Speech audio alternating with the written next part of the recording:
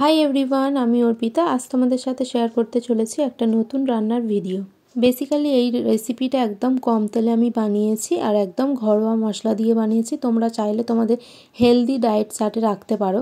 তো প্রথমেই আমি এখানে সয়াবিন সিদ্ধ করে রেখেছিলাম যাতে সয়াবিনটা একদম নরম হয়, একদম সফট থাকে।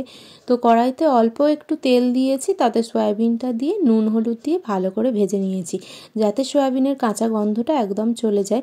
এতে করে সয়াবিনের কাঁচা গন্ধও থাকে না আর সয়াবিনটা বেশ সফট থাকে, যেটা তোমরা সহজেই খেতে পারবে।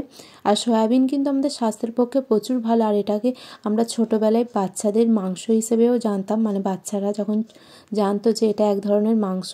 তো তারপরে ওটা ভাজা হয়ে গেলে অল্প একটু তেল দেবো, একদম সামান্য, তাতে আলুটা দিয়ে নেব, দিয়ে নুন হলুদ দিয়ে সেমভাবে আলুটাও ভেজে নেব। দেখতে পাচ্ছ আমি কেমনভাবে দিচ্ছি। আর ভিডিওটা ফাস্ট মোডে রাখা আছে। তো নতুন আলু বলে একটু অসুবিধা হচ্ছিল ভাজতে, তবুও কোনো অসুবিধা নেই, তেলটা ভালো করে গরম করে নিলেই হবে। সয়াবিনে কিন্তু প্রচুর পরিমাণে প্রোটিন, আয়রন, ভিটামিন এইসব থাকে। তো সয়াবিনটা আমাদের হেলথের পক্ষে তো ভালোই, এছাড়াও আমাদের স্কিন, হেয়ারকে প্রচুর পরিমাণে হেলদি রাখতে সাহায্য করে। আর সয়াবিনের একটা ঘটনা বলি, আমাদের স্কুলে কিন্তু প্রচুর পরিমাণে সয়াবিনের তরকারি দিত এবং সেটা বুধবার করে দিত, এবার সব স্কুলেই দেয় আশা করছি। তো তোমাদের স্কুলে কোন দিন এই তরকারিটা হতো সেটা অবশ্যই আমাকে কমেন্টে জানিও। আর তারপরে আমি ওইটা ভাজা হয়ে গেলে অল্প একটু তেল দিয়েছি, তাতে পেঁয়াজ দিয়েছি, সেটাকে অল্প একটু ভেজে নেব। তো হালকা ভাজা হয়ে গেলে তাতে একটু নুন দিয়ে নেব যাতে পেঁয়াজটা একদম গলে যায়। তারপরে তাতে টমেটো, আদা রসুন বাটা, আর এখানে আমি গুঁড়ো লঙ্কা একদম ব্যবহার করিনি, এখানে একটা আমি বড় ধরনের কাঁচা লঙ্কা দিয়েছি যাতে তরকারিটা ঝাল ঠিক থাকে। এবং এছাড়াও আমি দিয়েছি গরম তেলে একটু চিনি, যেটা আমি বলতে ভুলে গেছি। তো এই মশলাটাকে আমি ভালোভাবে কষাবো। তো কষানো হয়ে গেলে তারপরে একটু জল ঢেলে দেবো।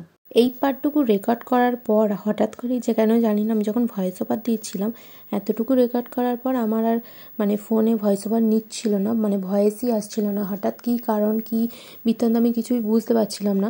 তো তারপর অনেকবার ট্রাই করেছি, তারপর হচ্ছিল না দেখে আমি আবার তোমাদের কমিউনিটি পোস্টও দিয়েছিলাম যে আজকের ভিডিও আসবে না।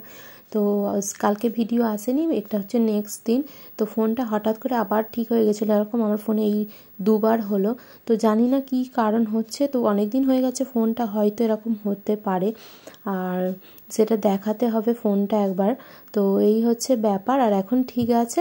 তো আজকের ভিডিও আসবে আর এক্ষুনি আমি এডিট করছি আর এক্ষুনি ভিডিওটা আমি পোস্ট করে দেবো ওই 5টার দিকে। এরকম টাইমেই রেগুলার ভিডিও আমি দেবো ভেবেছি। তো এদিকে আমার মশলাটাও কষানো হয়ে গেছে আর লাস্টে একটু কাশ্মীরি লঙ্কা গুঁড়ো দিয়েছিলাম যাতে কালারটা আসে। যে কোনো খাবার দেখবেন দেখতে ভালো লাগে, সেটা খেতেও ইচ্ছে করবে। যে কোনো খাবার হেলদি, কিন্তু দেখতে ভালো না হলে আমাদের খেতে একদম ইচ্ছে করে না। তো সেইটা আমারও এরকম হয়, যেটা দেখতে ভালো হয় সেটা আমি খাই, কিন্তু দেখতে ভালো না হলে আমার যেন গালে দিতেও কেমন একটা লাগে। তো এদিকে আমি জল দিয়ে একটু মশলাটাকে সেদ্ধ করে নিয়েছিলাম, তারপরে ওই আলু আর সয়াবিন ভাজাটা দিয়ে কষিয়ে আর জল দিয়ে এখানে আমি ফোটাতে দেবো আর ধনে পাতা দেবো। তো আজকের ভিডিওটা এই পর্যন্ত কেমন লাগলো তোমরা অবশ্যই কমেন্ট করে জানিও।